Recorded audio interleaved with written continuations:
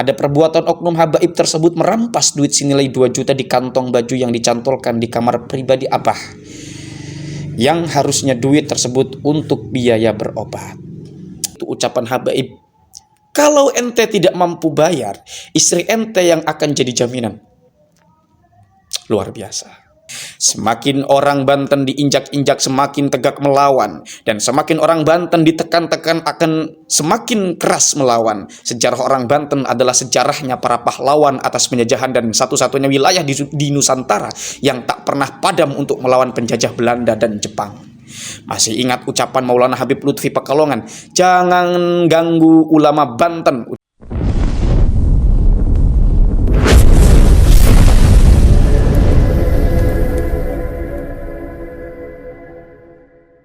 Assalamualaikum warahmatullahi wabarakatuh. Alhamdulillahilladzi qad akhrajana ta'ijal fikri li arbabil hija wa hatta anhu min sama'il aqli kulla hijabin min sahabil jahli hatta badat lahum syumusul ma'rifah ra'au mukhaddaratiha munkashifan ahmaduhu jalla 'alal in'ami bi ni'matil imani wal islami man khassana bi khairi man qad ursila wa khairi man hajal maqamatil ula Muhammadin sayyidi kulli muqtafa al-arabiyil hashimil mustafa amma ba'du.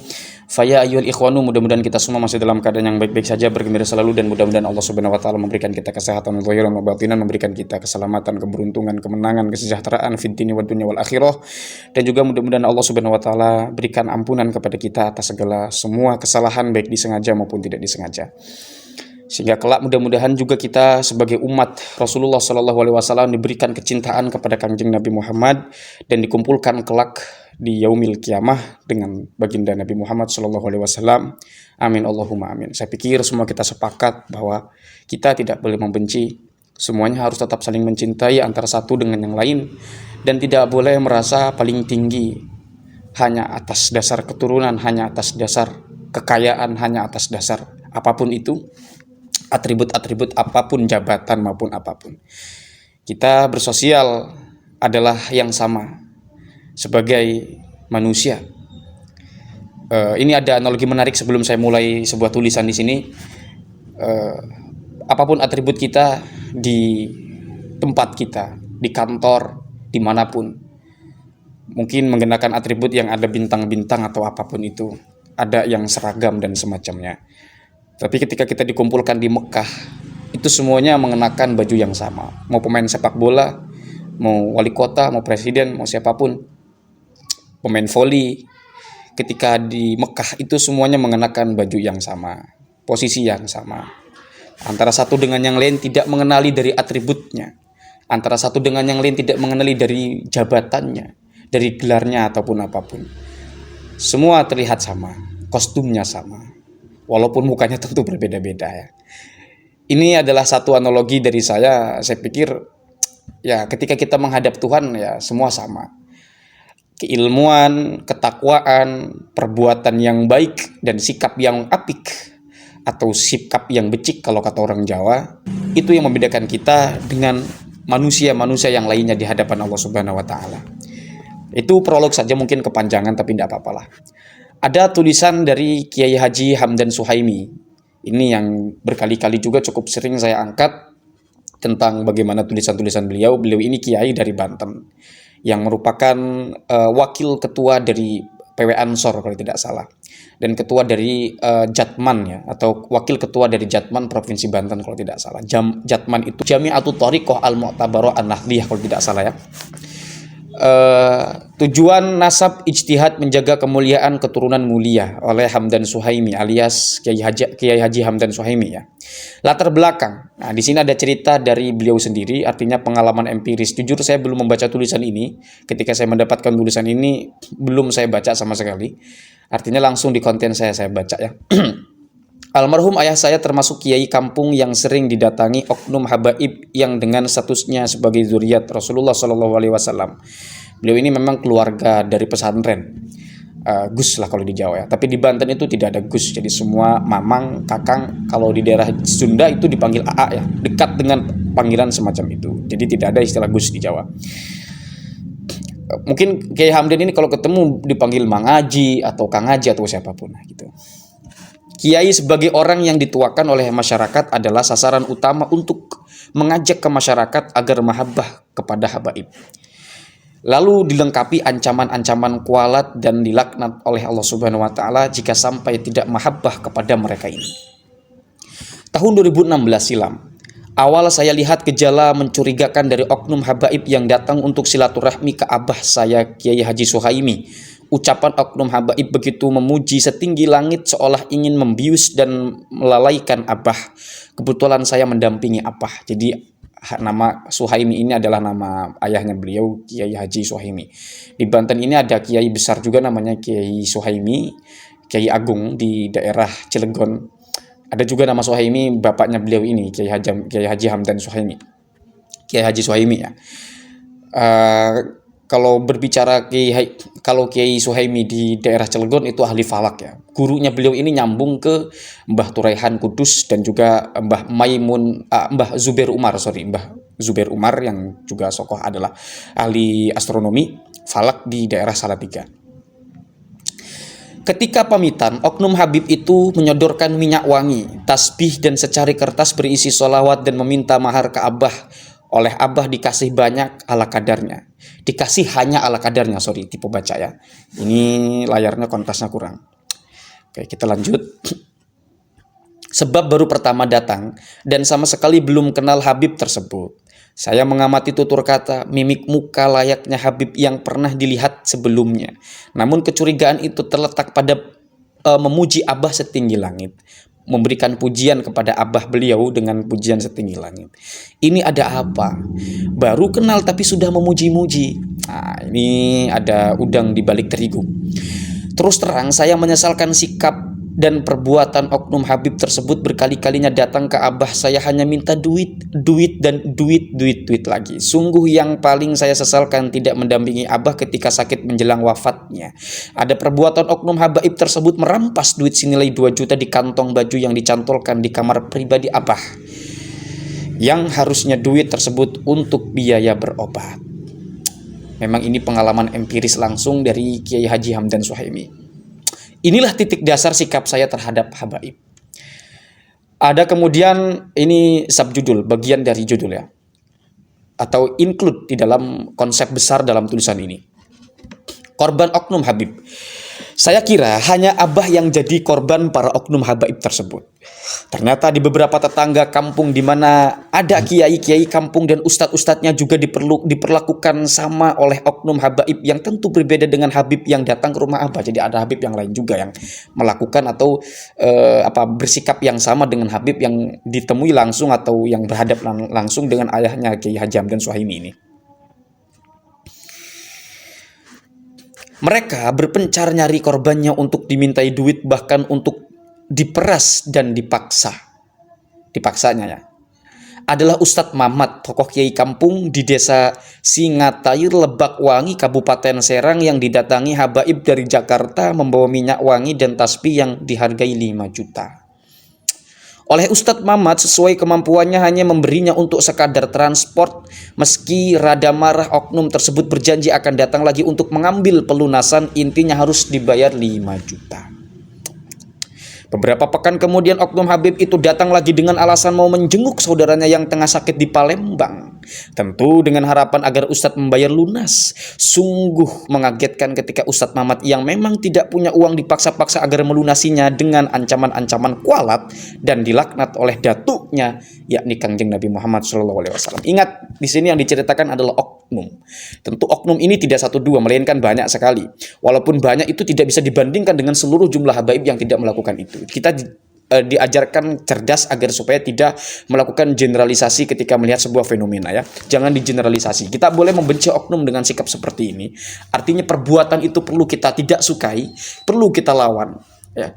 Tapi juga jangan digeneralisir seolah-olah semuanya melakukan seperti itu. Mungkin ini hanya sebagian kecil dari keseluruhan ya. Tapi kan yang begini-begini tidak bisa dibiarkan. Kita masyarakat cerdas dan masyarakat modern beradab, menjunjung nilai-nilai tinggi etika, tidak boleh ya melakukan kejahatan atas nama nasab ataupun apapun itu. Oleh karena itu selalu saya ulang-ulang tentang tafsir daripada Al-Hujurat 13, tafsir Munir, tafsir Ibnu Katsir, kemudian di dalam tafsir Jalalain juga mengatakan yang sama. Tidak boleh kita itu saling meninggi-ninggikan antara satu dengan yang lain. Sungguh di luar dugaan, di luar Nurul ya, di luar Nurul, di luar BMKG, nggak habis pikri. Ancaman itu berakhir dengan kata-kata yang mencengangkan Ustadz Mamat, yaitu ucapan Habaib. Kalau ente tidak mampu bayar, istri ente yang akan jadi jaminan. Luar biasa. Seperti petir di siang bolong, kaget bukan kepalang, Ustadz Mamat justru melawannya dengan mengusirnya. Lain Ustadz Mamat, lain pula pada kiai-kiai kampung lainnya, tentu beda oknum habaib yang datang. Semua motifnya sama, yaitu memeras dengan memanfaatkan zuriat Rasul, darah Nabi, sekaligus mengancam kualat hilang barokah jika tidak dituntut. Tinjauan ilmiah tahun lalu, tahun 2022, adalah Kiai Haji Imaduddin Usman, kiai yang masih muda, pengasuh pesantren Nahdlatul Ulum di Kresek, Tangerang, telah menulis buku tentang menakar kesahihan nasab Ba'alawi atau nasib ya, Habib di Indonesia. Tulisan yang awalnya kurang direspon karena memang bentuknya tulisan, rata di kita agak malas untuk membaca karena minat baca umumnya umat orang-orang kita ini adalah orang Indonesia ini, maksudnya sangat rendah sekali. Kita tidak perlu mengakui bahwa kita tidak perlu gengsi untuk mengakui bahwasanya kita ini memang malas baca. Banyak survei yang mengatakan 0,0 sekian persen minat kita terhadap literasi itu ya. Beberapa bulan kemudian tulisan ilmiah Kiai Haji Imaduddin Usman itu direspon oleh Bahar bin Smith atau Habib Bahar bin Smith dengan sentimental dan emosional. Akibat pula setelah mendengar ceramah Kiai Haji Imaduddin Usman Al-Bantani di Tiga Raksa Tangerang yang membuat panas telinga mereka, Habib Bahar bin Smith melontarkan sebutan iblis sorban yang dialamatkan kepada Kiai Haji Imaduddin Usman Al-Bantani, sang penulis buku nasab tersebut.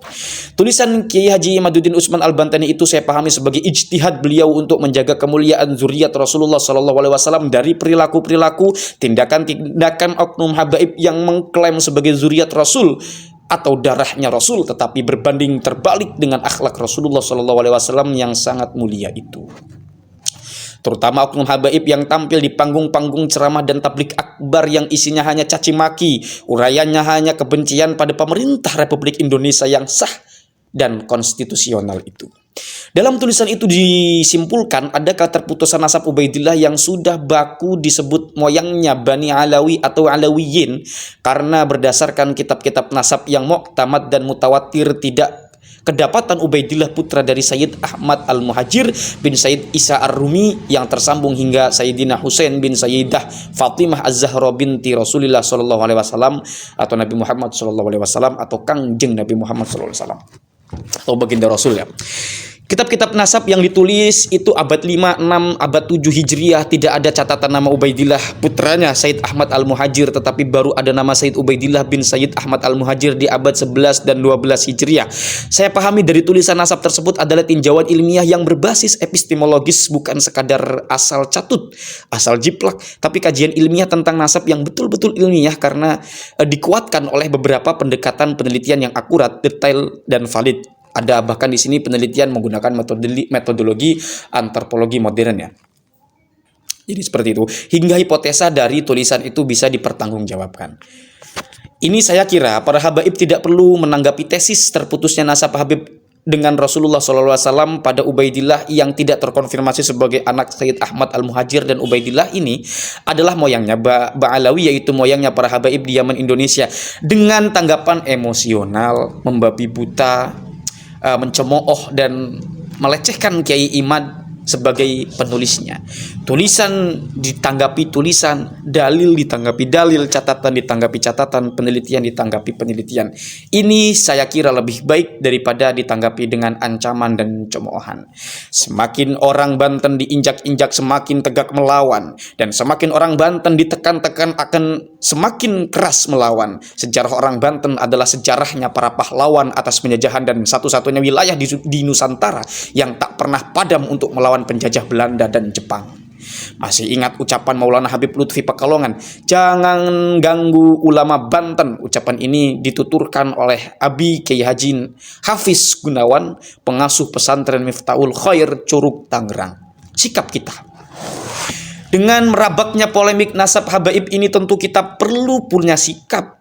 Yang pertama, sikap menghargai dan menghormati tulisan Kiai Haji Imaduddin Usman Al-Bantani sebagai bentuk tulisan ilmiah dengan dasar kuat dalil kuat, sumber rujukan kuat karena syuhra wal istifadhah. 2. Perlu berterima kasih yang sebesar-besarnya kepada Kiai Haji Imaduddin Usman Al-Bantani karena sudah mencerahkan umat dari belenggu-belenggu feodalisme dan penjajahan gaya baru yang dilakukan oleh para oknum habaib, karena ternyata secara nasab terkonfirmasi terputus dari jalur turunan Sayyid Ahmad Al-Muhajir. Tapi ada kritik di sini dari saya untuk tulisan ini ketika penulis mengatakan jangan ganggu ulama Banten. Banten ini tercatat sebagai sejarah yang menolak penjajahan Belanda satu-satunya wilayah, karena memang Banten ini secara sejarah baru runtuh itu ketika diplomasi gagal oleh Sultan Haji. Ya, sebelum itu dari Raja Tirtayasa ke bawah itu Banten tidak pernah tunduk terhadap diplomasi dari diplomator Belanda. Tidak pernah Banten punya sejarah tunduk kepada mereka. Bahkan Banten itu mempunyai mata uang sendiri di era era Tirtayasa ya. Ketika itu di Sultan Haji baru inilah terjadi negosiasi diplomasi di situ, akhirnya ada semacam pengkhianatan Belanda dan semacamnya hingga kerajaan Banten harus runtuh. Itu pun tidak lama. Walaupun itu memang sejarahnya faktual ada, tidak bolehlah kita mengatakan aing orang Banten